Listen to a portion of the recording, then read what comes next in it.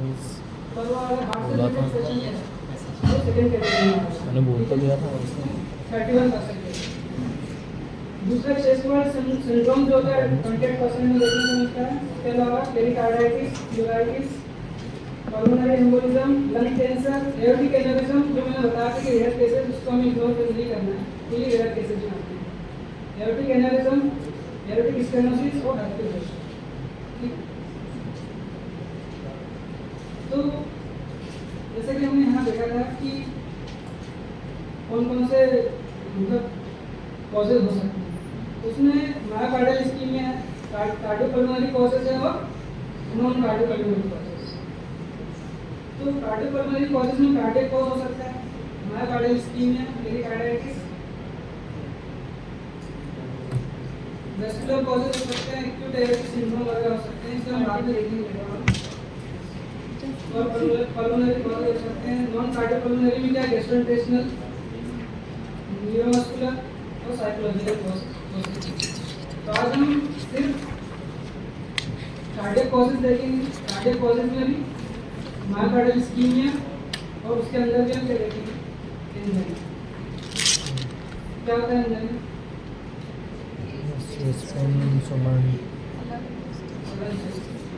किस कारण से?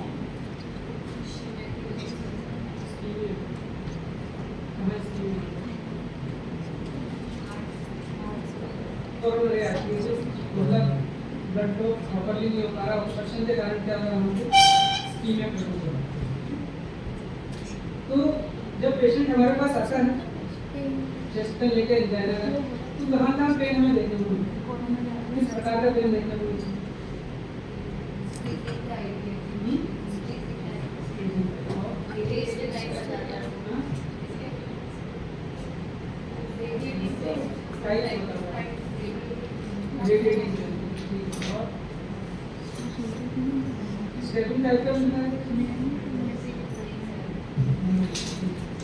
तो टिपिकल जो चेस्ट पेन होता है इस केसेस में, एंजाइना केस में, तो हमें कहाँ देखने को मिलता है? जनरली रेट्रोस्टर्नल है ना।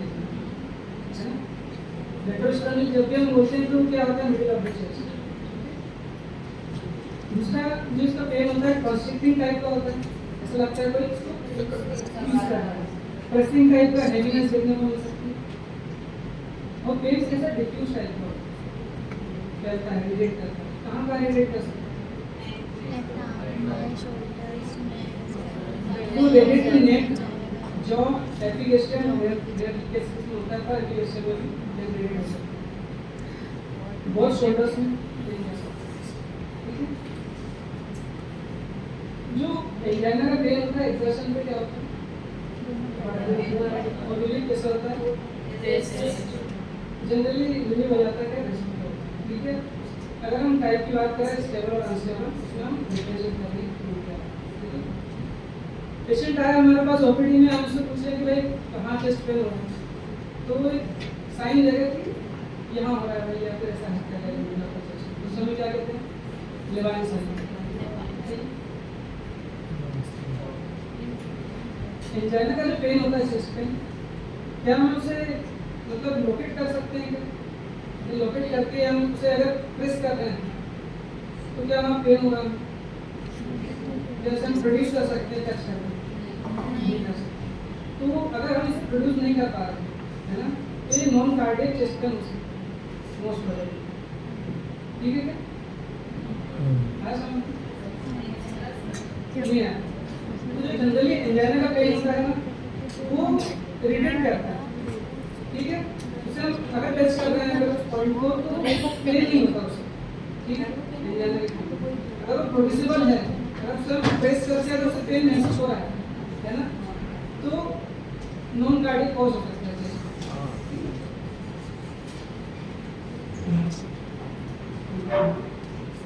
अगर नॉन कार्डियक चेस्ट पेन है तो वो क्या करेगा, पिन पॉइंट को देगा, मतलब पिन पॉइंट लोकेट करेगा कि यहाँ पे मुझे पेन हो रहा है। जैसे कोस्टोकॉन्ड्राइटिस होता है, क्या होता है कोस्टोकॉन्ड्राइटिस? कार्टिलेजेस होती है ना, इसमें इन्फ्लेमेशन है।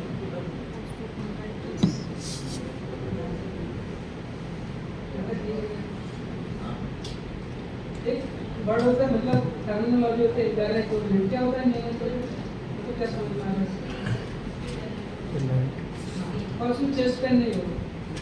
जनरली क्या होता है, अगर इंजाइनर पेन लेकर, मतलब जो पेशेंट आता है और चेस्ट पेन लेकर आता है, तो साथ साथ हमें दूसरी चीज़ें भी वो बताता है। क्या बताता है? Shortness of breath, fatigue on exertion, jaw और नेक पेन, सडन स्वेटिंग से डायबिटीज भी बोलते हैं, नोजिया और डिजीनेस। ठीक है। पर अगर एल्डरली जो पेशेंट होते हैं, जो डायबिटिक पेशेंट होते हैं, उनमें न्यूरोपैथी हो गई होती है, उनमें क्या होता है, पेन फील नहीं होता। ठीक है। तो इस केसेस में क्या होता है कि पेशेंट आया तो है बिना चेस्ट पेन के, है ना, चेस्ट पेन नहीं है उसको, पर एक्सर्शन पे क्या हो रहा है, मतलब वही, मतलब फीचर्स प्रोड्यूस कर रहा है टिपिकल एंजाइना के पेन में हम देता है, पर वहाँ पे बस क्या नहीं है, चेस्ट पेन नहीं है।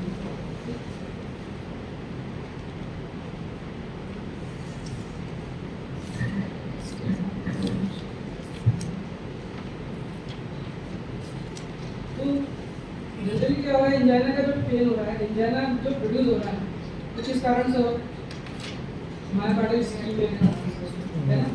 तो क्या हर एंजाइना के पेशेंट को जरूरी है कि एमआई हो, मायोकार्डियल स्कीमिया हो? ठीक है। तो क्यों नहीं?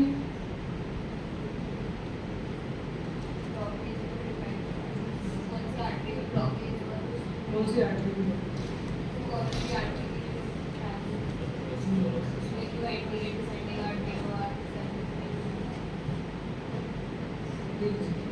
तो क्या हो रहा है कि स्कीमिया तो हुआ है ना आर्टरीज में, कोरोनरी आर्टरीज में, पर वो क्या प्रोड्यूस कर सकता है, जो इंफेक्शन प्रोड्यूस कर सकता है। ये कहाँ पर? हार्ट की वॉल में। ठीक है। तो उस कारण में हमें क्या देखने को मिलता है, एंजाइनल पेन देखने को मिलता है। ठीक है। तो जो अनस्टेबल और अनस्टेबल का जो कॉन्सेप्ट आया वो यहीं से आया। क्या स्टेबल एंजाइना से हम क्या समझ रहे हैं यहाँ पे? अब तक समझ में आ रहा है कि क्या क्या बोल रहा हूँ, है ना? क्या समझ रहे हो स्टेबल एंजाइना?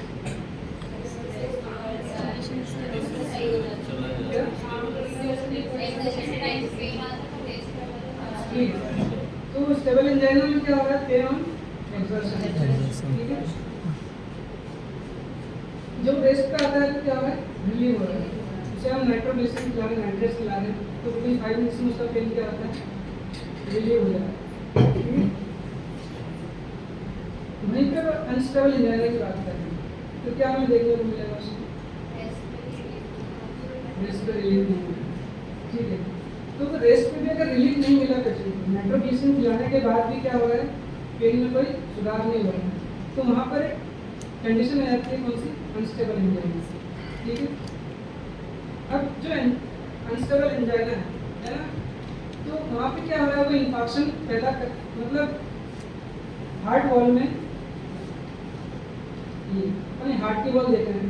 ठीक है। एंडोकार्डियम, ये कहाँ, क्या है, कुछ समझ में आ रहा है क्या? जो हार्ट की वॉल है उसका क्रॉस सेक्शन, तो ये कोरोनरी आर्टरी है, इसके अंदर क्या, मायोकार्डियम और एंडोकार्डियम। ठीक है। अब जब कोरोनरी आर्टरी में ब्लॉकेज हुआ तो मोस्ट प्रोबेबली हमें इंफार्क्ट, मतलब टिश्यू नेक्रोसिस हमें देखना कहाँ मिलेगा, पिंक वाली और एक ग्रीन वाली, कहाँ देखने को मिलेगा?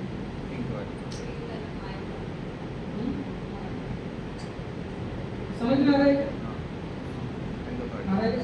आर्टरी ब्लॉक हुई, कोरोनरी आर्टरी ब्लॉकेज हो, है ना, ब्लड नहीं जा पा रहा है, तो कहाँ में इंफाक्ट ज़्यादातर देखने को मिलेगा? इनिशियल फेज में।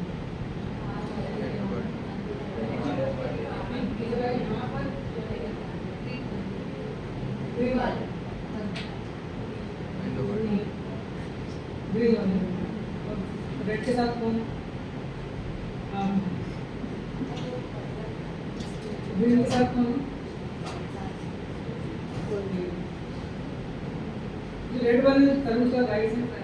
क्यों? क्योंकि वहाँ पर क्या हो रहा है, जो कोरोनरी आर्टरी है ब्लॉकेज तो हुआ है, पर इनिशियल फेज में क्या है, some amount of blood is taken by outer layer of heart, ठीक है, ये मायोकार्डियम। तो जो ग्रीन वाला है, ग्रीन वाला जो एरिया दिख रहा है वहाँ पे थोड़ा बहुत अमाउंट ऑफ ब्लड है, पर क्या हो रहा है, जो ब्लड में पास ऑन नहीं हो पा रहा है यहाँ पे एंडोकार्डियम, ठीक है, वहाँ पे क्या होगा, लिटिल अमाउंट में क्या होगा, मतलब इन्फार्क्ट हो जाएगा। तो वही है जो अनस्टेबल एंजाइना है ना, इन्फाक्शन हो रहा है वहाँ पर। तो अनस्टेबल एंजाइना क्या इंडिकेट कर रहा है यहाँ पर, तीन कंडीशन, क्या क्या, एक तो STEMI, ST elevation myocardial infarction, और एक non ST elevated myocardial infarction, ठीक है। अभी जब तीन कंडीशन मिल जाती है, क्या STEMI, नॉन STEMI और एक अनस्टेबल एंजाइना, तो उसे हम क्या कहते हैं, एक्यूट कोरोनरी सिंड्रोम।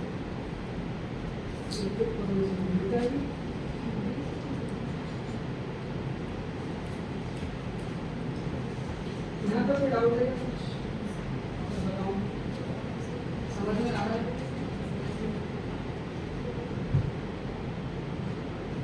अब मेडिसिन में एक चार्ट, ठीक है, दिख रहा है क्या आप लोगों को?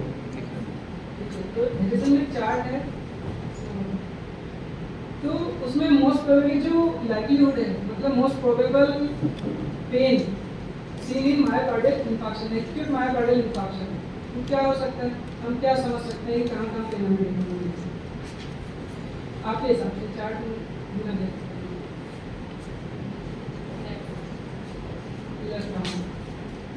और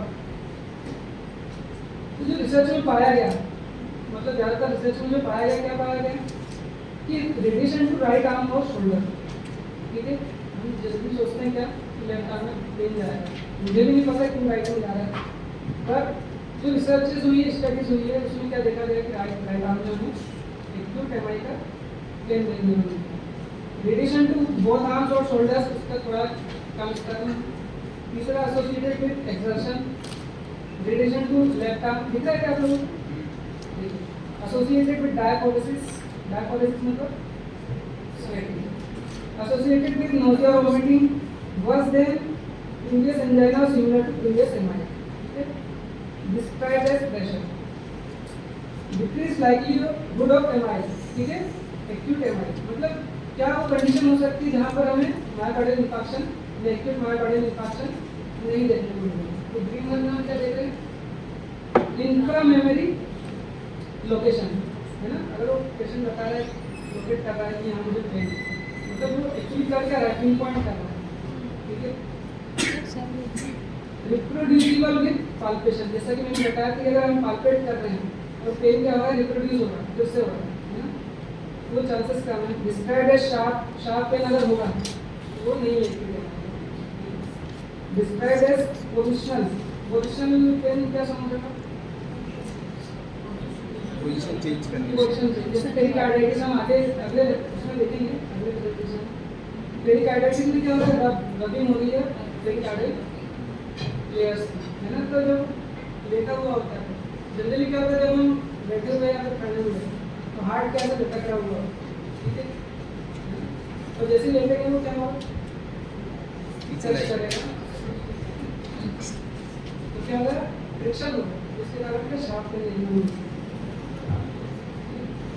डिस्क्राइब्ड एज प्लूरेटिक पेन कैसा होता है, प्लूरेटिक पेन वही रबिंग के कारण हो सकता है, शार्प या स्टेबल।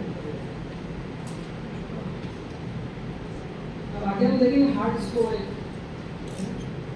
तो जनरली अगर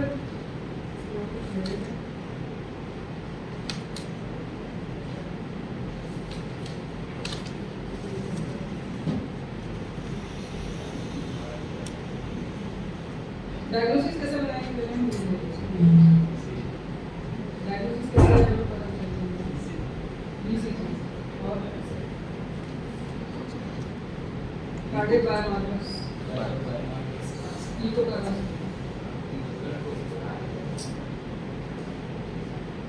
हार्ट स्कोर, हार्ट तो भी एक न्यूमोनिक है ना, उसमें क्या होगा, हिस्ट्री देखेंगे, ECG देखेंगे, एज और रिस्क फैक्टर्स, ठीक है, थाईलैंड तो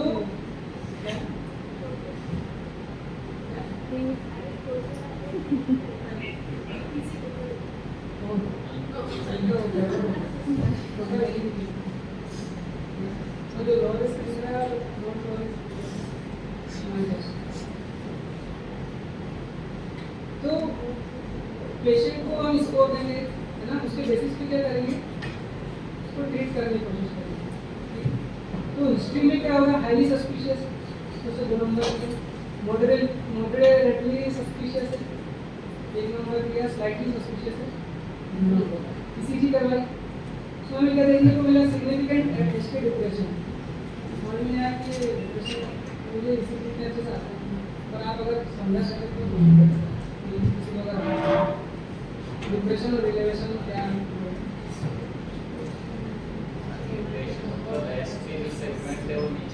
अभी तक अपन ने देखा है कि रिलेवेटेड होता है, डिप्रेशन आगे तो मुझे कंफ्यूजन हुई, कोई बात नहीं, अगर पता तो बता। तो ईसीजी करवाई, सिग्निफिकेंट एसटी डिप्रेशन देखने को मिला 2 नंबर की वजह से, नॉन स्पेसिफिक एब्नॉर्मलिटी देखने को मिली 1 नंबर, नॉर्मल है ईसीजी पर 0। एज अबव 65 ईयर ओल्ड है 2 नंबर, 45 से 65 साल की उम्र है क्या है 1 नंबर, बिलो देन 45 है क्या है। रिस्क फैक्टर्स अगर मोर देन ये इसमें अगर मोर देन 3 रिस्क फैक्टर हमें मिल रहे हैं, ठीक है 2 नंबर देना इसे, समझ में आया। इन तीनों चीजों में अगर मोर देन 3 हमें देखने को मिल रहा है ना, तो उसे हम 2 नंबर देंगे। 1 से 2 रिस्क फैक्टर्स हमें देखने को मिल रहे हैं तो 1 नंबर, और कोई भी फैक्टर नहीं देखने को मिलता तो हम 0 नंबर। अब लो रिस्क का पेशेंट अगर लो रिस्क का हम कब कहेंगे उसे, जब से उसकी जो स्कोर आ रहा है 0 से 3 आ रहा है, और नॉट लो रिस्क क्या हाई रिस्क पे तो हम मोर देन अगर 4 स्कोर आ रहा है हम उसे not low risk. Based on अब हम पेशेंट की एक्यूट चेस्ट पे आए है ना, दिख रहा है क्या, एक्यूट चेस्ट पेन का पेशेंट आया, ठीक है, हमने उसकी ईसीजी करवाई, उसमें हमें 3 चीजें देखने को मिली, नॉन इस्केमिक कंडीशन और एसटीएमआई।